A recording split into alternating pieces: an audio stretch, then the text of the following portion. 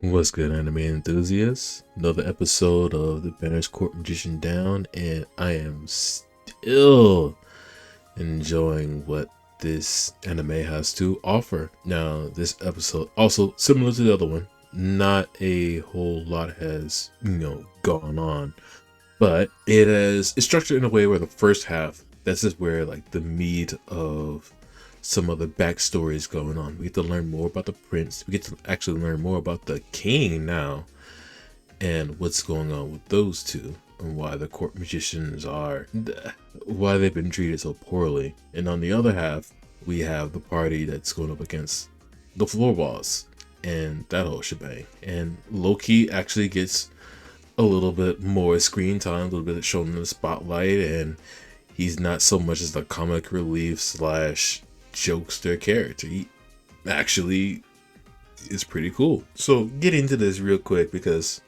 like I said, this is going to be like one of the more shorter ones. But in the introduction to this episode, we get a scene where the prince and his party, they are getting bodied. They're getting trounced. They are not doing so good when Alec isn't in the party, and they're struggling.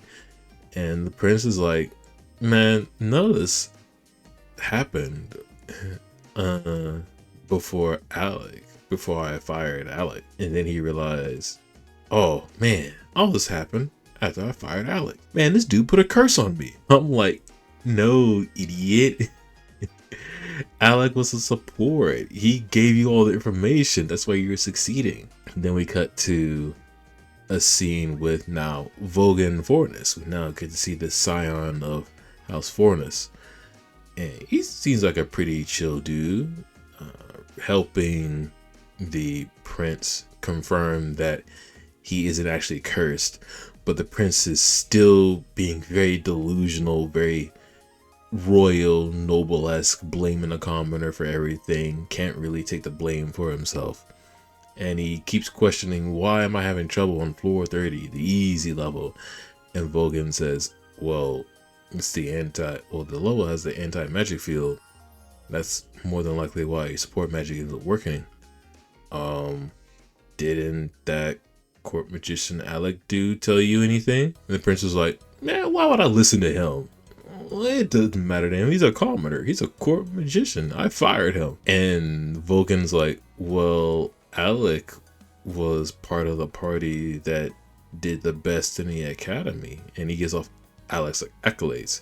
And the prince is still in blind disbelief, and he says, man, those are commoner tall tales. What are you talking about, Vogan? And the king sends the attendant to summon his son, the prince, for a little talk about Alec. And when he gets into the throne room, the king asks the prince, do you know about eldest Mihila, the court magician I banished decades ago? And Prince was like, no, I want to know him. And the king's like, he's a fool.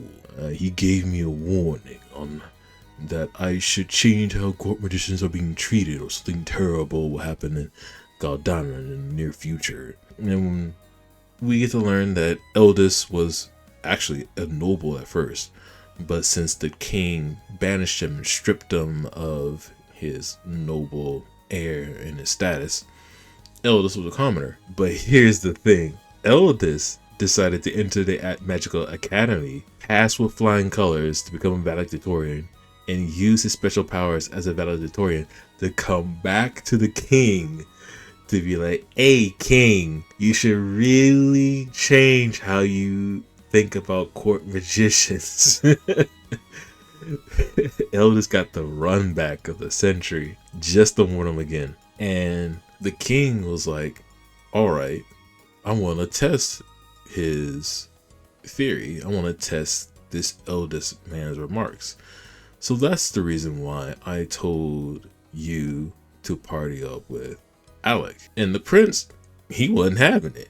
This man was going off. The spoiled brat was like, Father, you taught me these old ideals, how commoners are terrible. Why should I even bother with Alec? Why should I even care about him? And the king's like, I am the one who listened to that old court magician's ideas. And the prince is like, I don't care. The attendant comes over with a torn up piece of paper and burnt scraps. The scraps that magician girl burned up when Alec told her to take this to the king. And the king says it's a report on how to clear 430, thus proving Alex's worth and skills. And the prince, looking at it and hearing it, realizing it shook him to his very core. And he just like, I feel weak. I need to go to the hallway. And while he's in the hallway, this man is going through it. And he's like, that Alec, he wasn't useless. I'm so worthless that I didn't even need the truth. And I'm not sure at this point that the prince is blaming Alec now for the fact that Alec was so good that he thought the prince was useless, or the prince is actually owning up to his own shortcomings, believing that he is useless and he actually needed Alec. In either way, he's asking Vogan, who rolled to him, for like, yo, I need your help. So now it seems like the prince is going to have some kind of, glow up in the near future. Hopefully that's cool. But I like this dynamic, The king had eldest who showed him the wrong, like the right from, showing the king that the court magicians are actually pretty good and that the king actually needed help and she changed his ways. And now we have their successors, their heirs. We now have the prince from the king, and we have Alec from eldest, who are now at odds, more or less. Not in the same vein, but the prince now has to deal with Alec being better, and actually he lost a very valuable asset. Speaking of valuable asset, back to the other party, Loki actually has a plan against the floor boss. The reason why he gave Alec the magic artifact, the sword, is that he wants Alec to fight as a fighter, to trick the floor boss that Alec is a fighter. And that because the floor boss is actually a very intelligent floor boss, that this should be able to trick him in order to enact his grand scheme. Because he didn't say that Alec was never supposed to use magic. It's only to, do it until he gives a signal, and then it's go time. So while Loki is conjuring a plan with the other two, Yorha and Alec are having a little talk, and Alec is like, yo, what you think about this Loki guy? And Yorha's like, you can't trust him, but you can rely on him. And she gives us that Loki's got some credentials. He's pretty good. He's pretty famous. He could coordinate a raid without a single casualty.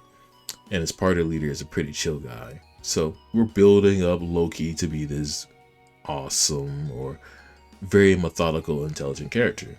We'll see. We'll get to see that to play later. But teleportation time. We teleport straight to the floor boss. When we get there, there is the actual first original party that send out the SOS, and they fight the Black Knight for a little bit, and then Ornis blitzes forward and starts attacking, and we trade off. And now it is, the last in party crew plus Loki against the floor boss, this Black Knight.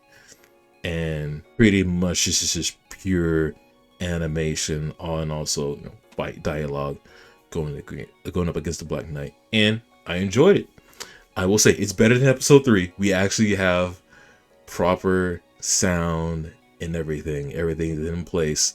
Nothing is missing whatsoever. We're not missing any big stomps. We actually have a good fight going on. Of course, the floor boss is immune to physical attacks, and Ornest and Alec aren't doing much with their, actual physical weapons. But, it's fun to watch and see. They actually do get a clean hit on the Black Knight, cutting off his helmet, and it's revealed that he's a Doulahan. And the lizard boss that we were fighting against earlier was actually a Steed. And the fight goes on, and now this is the point to where Ornis brings up again, yo, Alec, I'm gonna need you to come out of hiding with your feelings and tell us why you're actually feeling this way, why you're doing this. And Alec is trying to play it off, but Ornis is really trying to push him. And now Alec does give his reason. He wanted to change the courts to repay a debt to a certain man. We know that man is Eldest. So we now know Alec's reason for like trying to change the court magician when Eldest said you shouldn't become a court magician in the first place. And Alec does feel bad for rejecting the party in the beginning at the academy when they invited him. And Ordis is like, oh, thank God, now I know why you're acting like this. Cool. Let's get back to this. And Alec just sheds tears knowing that Orness and his old party member, they got his back.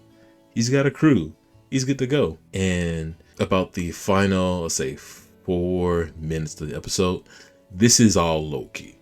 This is where Loki gets to shine, because once enough time has passed, Loki creates this large purple magic circle, and it causes it to draw all the aggro from the Black Knight as he blitzes past Orness and Alec, slices up Loki, and it looks terrible. It looks bad, but Loki goes like, "Gotcha!" It was an illusion, and he catches the Dullahan in a magic trap that he set, and it goes through this long thought out methodical plan by Loki to drag this Dullahan through a bunch of traps, wearing him down up to the point to where he steps on a circle. It teleports Orness, and allowing Orness to get a clean hit onto the Dullahan. Dullahan goes up to try to chase after Loki, steps on another trap, gets chained up by Yorha, and then in the final last couple of scenes, it's up to Alec to really finish him off once he's chained up.